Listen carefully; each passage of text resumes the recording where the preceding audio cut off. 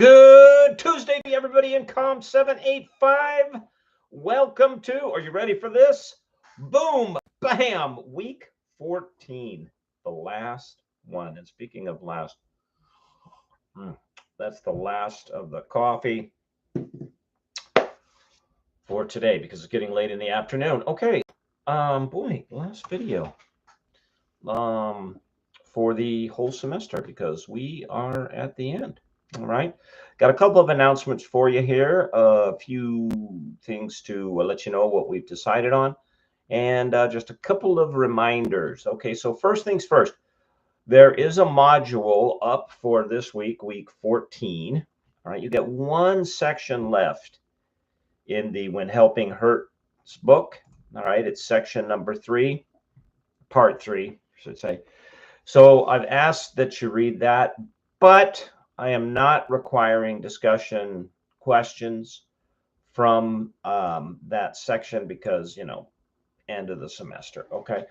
So technically speaking, that's going to leave us 16 points short for a lot of discussion points, but I'll just drop the scale by 16 points because I work on percentages anyway. Okay. So it's 6 and 1, half a dozen of another. So read part 3, maybe, read it next week. It's a great conclusion to a really good book. I think you're going to enjoy it. All right. But coming up this week, okay, 2 things very important. And the links and everything are already in Canvas. But number 1, your semester projects phase number 2, okay, that is due Thursday before 11:59 p.m. Central Daylight Time. All right. So I put a link up. Please, everybody on the team get a copy of the final presentation, final project, and upload it. Now, do 2 things. Number 1, everybody list all the team members on the cover sheet. Okay. Number 2, every team member upload a copy. It's just a lot easier for Canvas to handle a submission for a grade if there's something that has been submitted. If I open up, to grade the assignment with one of your names and there's nothing there, Canvas is like, oh, you can't assign a grade to nothing. It's like, all right. It just makes the process a little bit easier. Okay. I have the instructions for phase 2 in the assignment link, but I will just attach the sheet to it as well that has phase 1 and phase 2. Okay.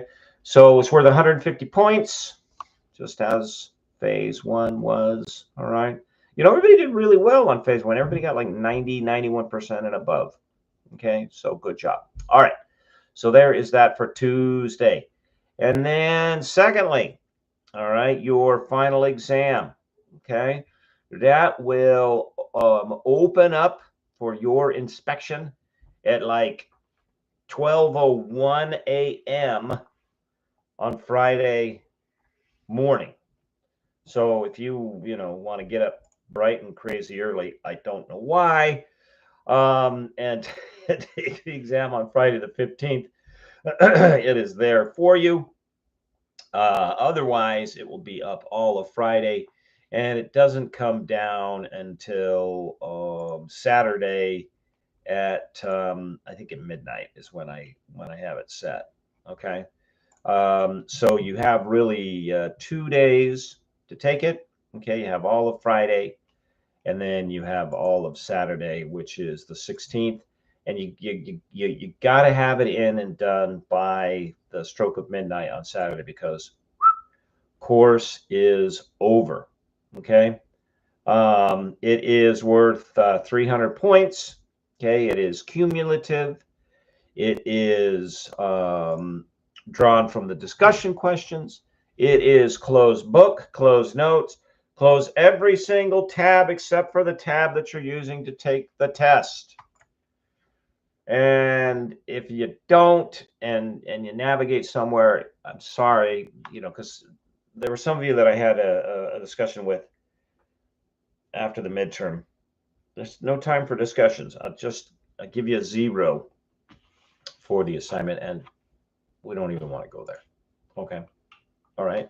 So the module is up with the readings, but there are no discussion questions. I want you to be able to focus on finishing your projects and prepping for the exam.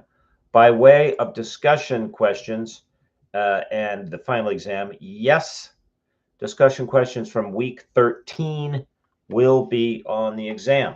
So make sure that you prepare those. But none of the readings from this week, week 14, will be covered on the exam. So read that, and I hope you've enjoyed the book. This book was referred to me by a pastor when I was working in Africa on behalf of a not-for-profit that was. I don't remember if we were digging water wells or providing food relief. I think it was water wells. Anyway, and this, him recommending this to me many years ago, came out of a discussion that we were having about how it is the programs are often implemented and why some of them succeeded and why they didn't, and even the ones that looked like a success on the future, looked like a success on the surface, why in future they turned out to be problematic. And I have found it not only I'm trying to choose my words carefully here, an enlightening perspective, but also a confirmation of sort of conclusions that I came to after working over a decade and a half in a number of different countries about why, despite a lot of money and a lot of human capital, I mean, all the best intentions in the world, why things were not getting better. And in some areas, they were actually getting worse. And then, hold on a minute here. And so, I had sort of a hunch building in my mind that supplying resources that displaced local resources, not really treating the whole person, not getting to the root of the problem in many cases. I mean, after, say, the tragedy, the catastrophe had passed, whether it was war or flood or famine, but getting to the root, which was underdeveloped or no developed economic stratification, and all these things here's what I figured out through experience. Those were the real things. The directing the local populace to use the resources that they had, the building the stratified layers of business in a functioning economy. Those are the things that needed to get done for long-term change. But those are the things that didn't get addressed because, frankly, they're not really sexy and they don't make for that great of an ask when you're in the not-for-profit, we need your donations to help us do our work business. Many not-for-profits, again, with all the best intentions, I'm sure. I mean, I did meet a couple of baddies. I mean, people there it was just a scam. But with all the best intentions, they relied too heavily on the scarcity principle and fear. Meaning, if little Yolanda or whatever the poster child was, and I'm not mocking anybody's name, just doesn't get your support immediately, she's going to starve. Sort of scarcity, and couple that with if somebody from the outside world, from the developed Western world, first world, Sally Struthers with tears in her eyes, doesn't do something, these children, people, nations, regions are doomed. That was an easier ask for money. But it didn't get at the root of the problem. Okay, so I hope you've enjoyed the work. Okay, let's take a look at your discussion questions from last week, week 13. All right, because those will be featured on the final exam. Okay. Question number 1, consider the quote from Colbert and Fickert. Do not do things for people that they can do for themselves. What do you think boy, let me apologize to you. I have noticed that my typing over the last few weeks has just been atrocious. I mean, what do you think? Vowel missing from there. In your considered, ED opinion, consider opinion. So that's inexcusable. My apologies. What do you think that they meant by this quote? And in your considered opinion, how would this perspective or perhaps approach or attitude, however you like to term it, how might it help the poor? Okay, so for something like this, by way of a test, I would like you to be able to comment on it and explain. Let's see what you said. Jennifer Covertfish stated that one of the biggest mistakes the churches make is not knowing what type of treatment to help the poor in terms of applying relief in situations where rehabilitation and development were warranted. Right. And then there's beyond the short term. Okay. Tamara, when Colbert and Fix say, do not bring things for people that they can do for themselves, it is a mantra they want to memorize and worn like garland around your neck. They especially want people to engage in poverty alleviation ministry to remember it to keep from hurting the poor. If people are helping people do things they can do themselves, they're not holding them accountable. Okay, and look, it's not that the poor are by nature lazy or by nature errant. They just, if you don't watch them every second, who knows where they're going to go. Okay, humans have this remarkable capacity to adjust to what's often termed the new normal. And one of the difficulties in countries that suffer from generational poverty is they tend to be statist states. That is, they tend to be states that are very, very heavy on the imposing, often dictatorial, if not just outright in character, but in terms of actual function, government structures that tell people, no, you can't do this without, approval from this ministry and that ministry, and you got to give a bone to the dog and a chunk of cheese to the rat and a fish to the cat. I mean, this kind of thing. There's all sorts of payoffs all up and down the line. All right, and people develop the presumption, they develop the habit of turning over the accountability of who they are and what happens to this heavy-handed authority, because that's what the heavy-handed authority does. It strips that away from them. Say, well, no, you can't do anything without this. I mean, I really had an eye-opener when I went to Haiti following the earthquake in 2010 and started talking to some of the relief organizations that were there as to, besides just the catastrophic destruction of the earthquake, what were some of the reasons that there was so much endemic poverty? And they started telling me about the laws governing the acquisition of property and the transfer, buying and selling of real estate. And I wrote an article for a number of magazines, so, I tweaked it so it wasn't the same thing. But this was way back in like 2010. And prophetic utterances. I said, not even Donald Trump could figure out how to survive, let alone thrive in this system of real estate and property transfer, because it was so convoluted and so stripped of any incentive to take one's own incentive. And so that's what many of the people that are in these regions have had infused into them. They've grown up steeped in this stuff. And when you do it again, they fall into the same pattern of, well, I just can't do anything, and not unless you do this and then you do that. And there are a lot of not-for-profits that makes you as the worker feel good because you're sort of demigod-like, and everybody's like, oh, thank you. But as soon as you leave, doesn't solve the problem. Okay, so I would expect you to be able to discuss that in your own words. Question number 2.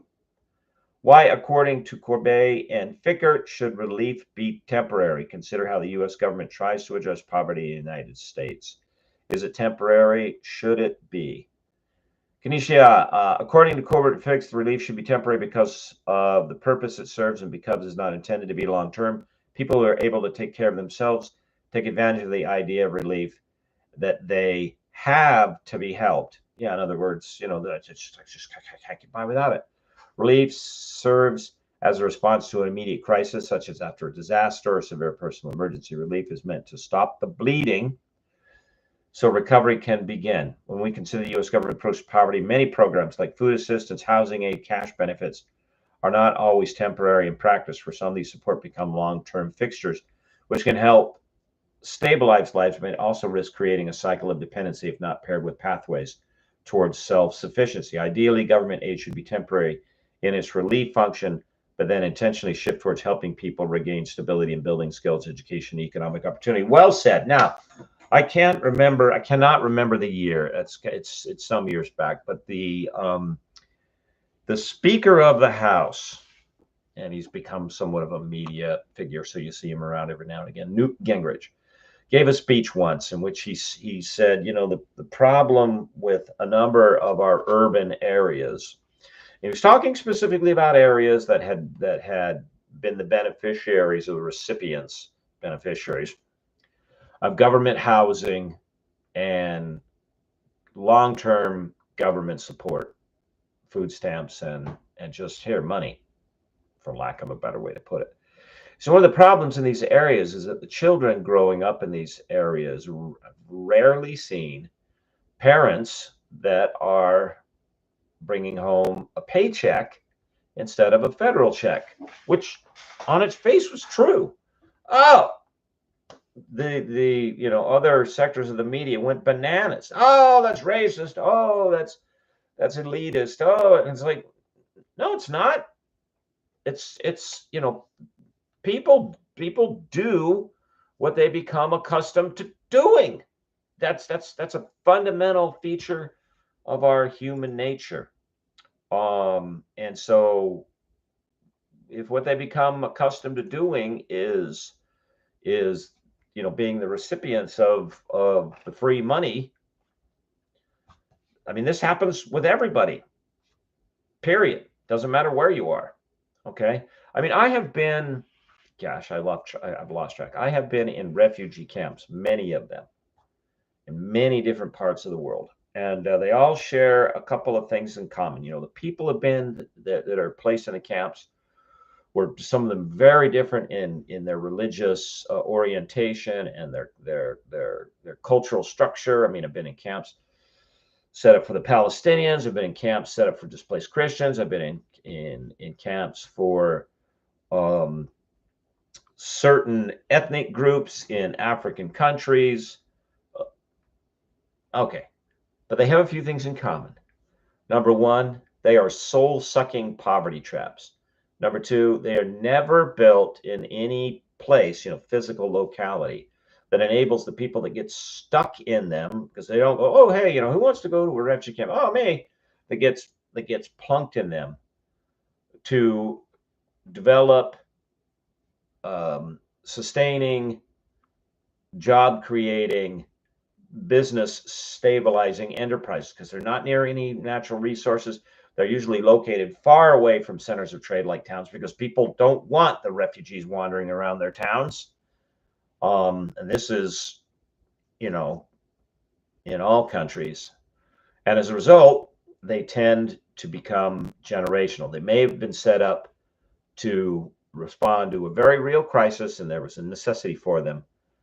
But because people tend to do what they become accustomed doing, they rarely go away, and it's a terrible thing. I mean, they're no bueno to visit and work in. Okay. Question number 3. According to the authors, what is the ABCD approach to helping the poor? Okay. So, they're giving you these little mnemonic devices, things that you can use to remember. Okay. Cynthia, ABCD approach of helping the poor refers to asset-based community development. Exactly. Use the assets that are in the community.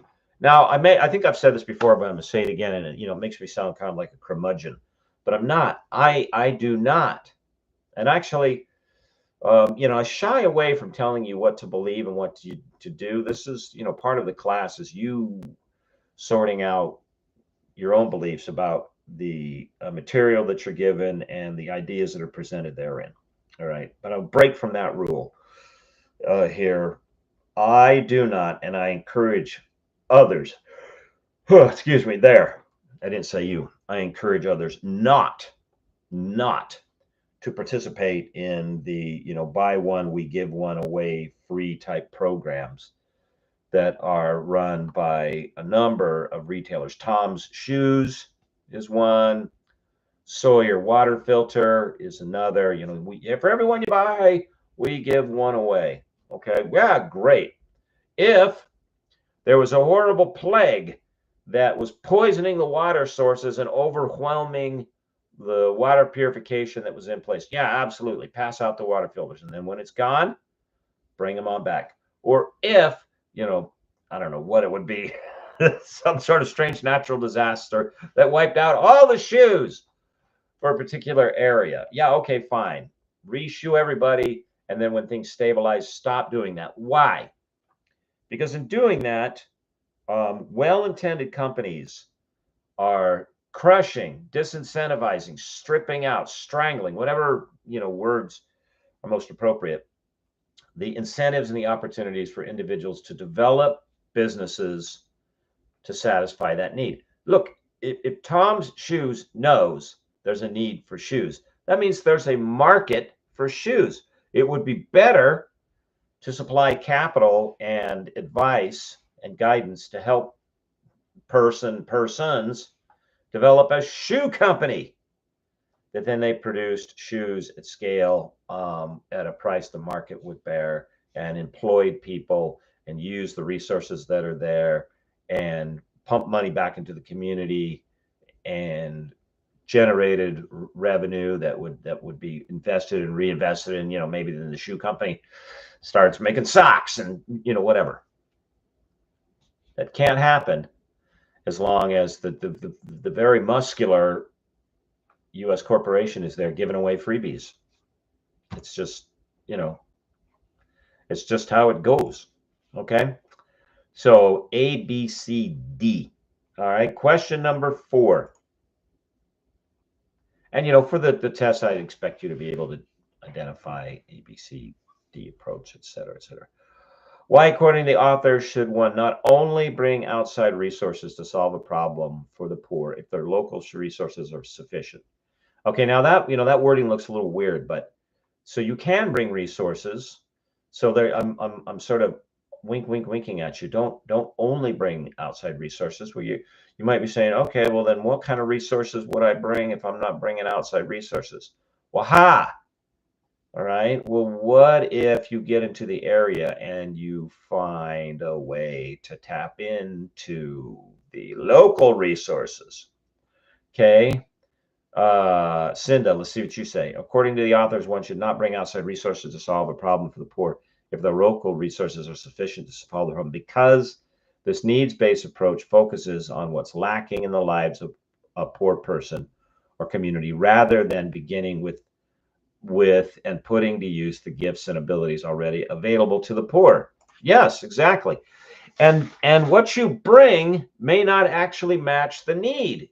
You as a well-intended person might think that this is the need, but in terms of the higher, every society exists within the operational framework of a hierarchy of needs. Even in our comfortable, in mine, suburban trimmed lawn existence, there's still needs. Okay. And addressing those needs, we create a hierarchy. This one should be addressed first, second, third, fourth, fifth. Well, you come walking into the community and you may or may not have identified correctly the community's hierarchy of needs. And then you inject resources and money and personnel to do something that on the hierarchy of needs really didn't need to get done. And then B, disincentivizes anybody to do about it. I'll give you an example. This story makes me laugh. I was working in Botswana, and I was working on behalf of an organization that had helped set up a series of orphanages run by the local people. And unfortunately, the orphanage business was booming at the time because children made orphan by the AIDS pandemic were all over the place. Okay, both parents had died.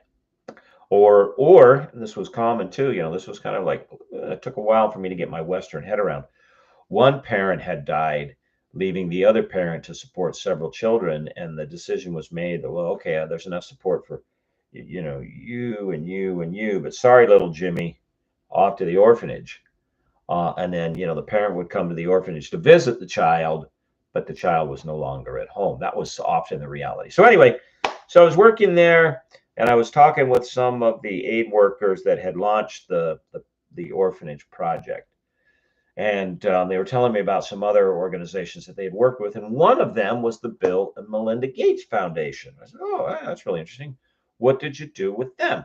And they told me that representatives from the Bill and Melinda Gates Foundation came in, and they looked around at the local population. They said, tisk, tisk, so many people have malaria.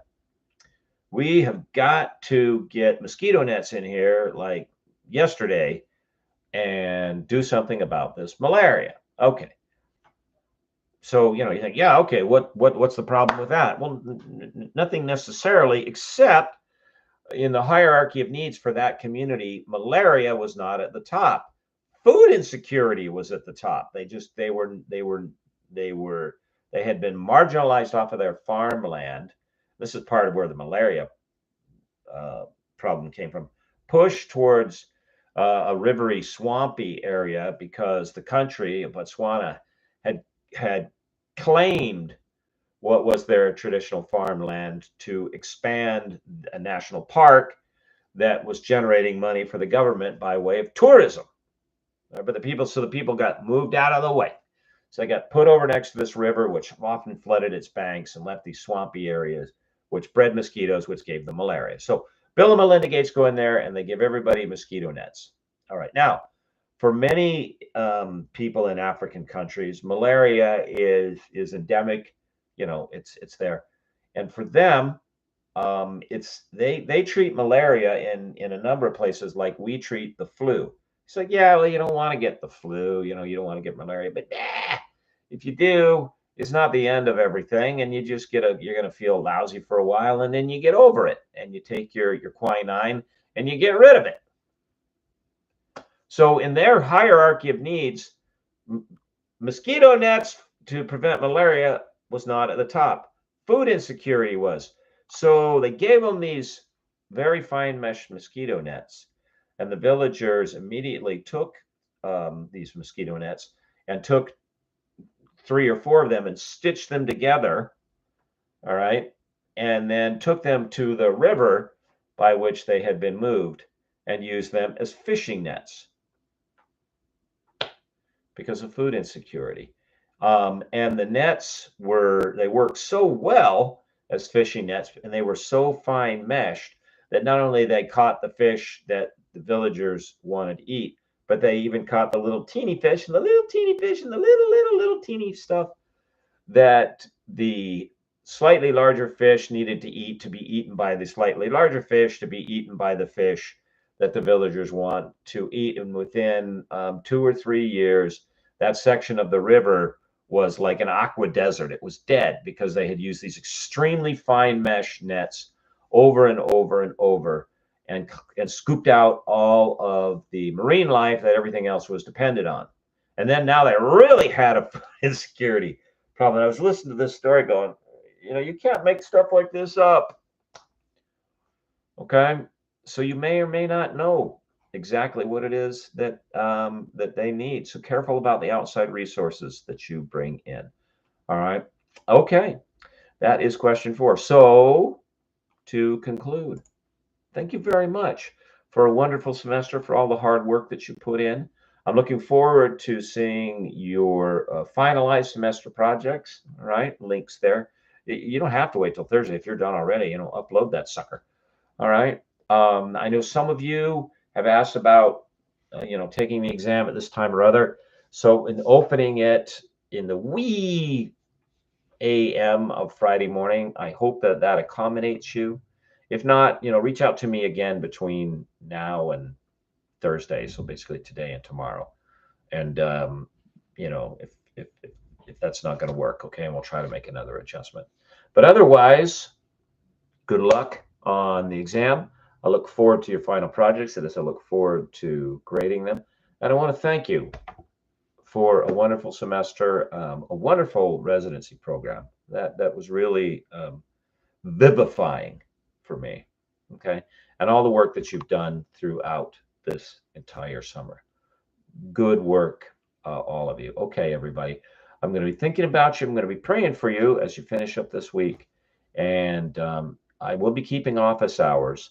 And so if you have any questions, give me a call. Otherwise, just in terms of grading, I will see you on Canvas. Take care. God bless.